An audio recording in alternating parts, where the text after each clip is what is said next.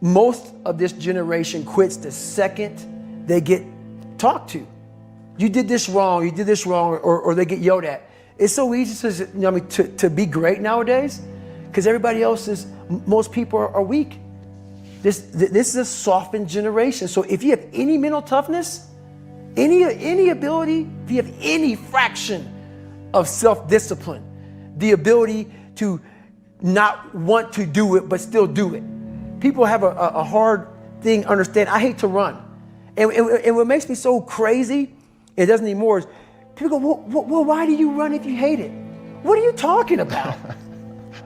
I don't want to take showers and eat either. I hate that too. That's life, man.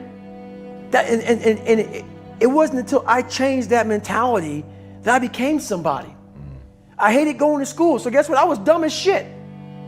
That's what 1 + 1 is 2. But if you can get through to doing things that you hate to do, on the other side is greatness. I call myself fat because I was fat. And people don't want to do that. They want to say, oh, don't call yourself fat. Don't call yourself dumb. If you're not real and raw with who the fuck you are, nothing's going to change. And in this nice new world that we live in, we want to hear, you're just a little big. No, man, you might be fat. And it's okay to hear that from yourself and from everybody else. So that's where it started at. And it's raw. It gets ugly sometimes with me in that mirror, but I'm also proud of myself to be able to tell myself that and then fix what's in that mirror. I'm not the smartest kid in the world. Okay. Instead of somebody saying, oh no, you're smart. No, don't say that to yourself. I said to myself, no, I'm a dumb motherfucker. Okay, roger that. How you get smarter? Educate yourself. So the things that we run from the truth. We're running from the truth, man. So the only way I became successful was going towards the truth. As painful and as brutal as it is, it changed me. It allowed me to become, in my own right, who I am today. How you address it is you face it. You face it every day. You face it every single day of your life. Where you say, okay, like if you're fat, you need to lose weight. It's patience. It's patience in this fact of accepting who you are right now. I'm fat. I don't like myself. Accepting the fact that if you lose 3 or 4 pounds, that's a huge accomplishment. You have to live in your own fucking world. You cannot judge yourself. That's why social media and all these things are horrible. You can't judge yourself off of the so-called competition that we have made up in our mind. The things that, how people look, how people act, how smart someone is. This is a race that you run completely alone. We're all looking for passion. Passion's all around you. You have a whole fucking stack of it all around you. It's your insecurities, all that shit. You gotta dive deep in that shit. It's all in there. All the energy and fuel you need is right in yourself. It's all there. You got a lot of stuff to do to overcome. And that's where I found it. I found it right there in my own insecurities. I found drive in my own insecurities. And that's the most powerful thing in the world. When you can find drive in your own doubt, fear, insecurities, you become very unstoppable. You got to strategize on each problem you have in life. Slowly break down that problem. Don't think about all the problems you have, just one at a time. And before you know it, you fix all these problems, but you cannot focus on all of them. Just on the one thing at a time. If you're choosing to do something, attack it. Because they're going to remember you as not attacking it. So I want to be remembered. You can hate me, but there's one thing you can't say about me. I didn't attack it. You have to face yourself. So many people live to be 100 years old and they die miserable, having everything, because they never examined. I call it my live autopsy. You never examine this. Happiness, peace, enlightenment, it's all up here, man.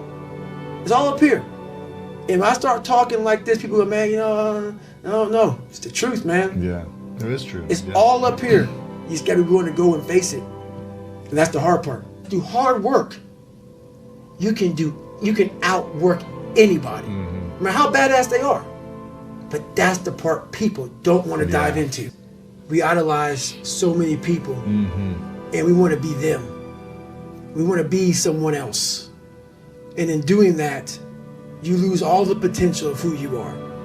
You mimic, you be them, you are them, you become them, and you lose you. And we look up to so many people in this world who will let us down. We're humans. I'm going to let you down. You're going to let somebody down.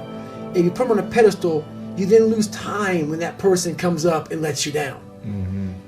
You must hold yourself accountable, and being your own hero, that's what that does. You make yourself so totally accountable for who you are. You focus on you and only on you to become the best person you could be for others. Because we leave a lot on the table, not searching who we are. And then therefore, you die not knowing your greatest potential. Right. So many people, before I give them a workout plan, they're talking about recovery. Everybody that hears me speak, they want to go straight to recovery. Work out first. Huh.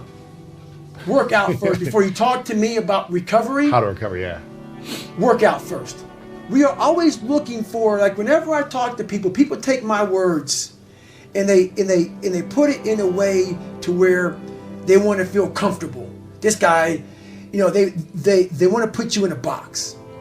They want to put a title on you.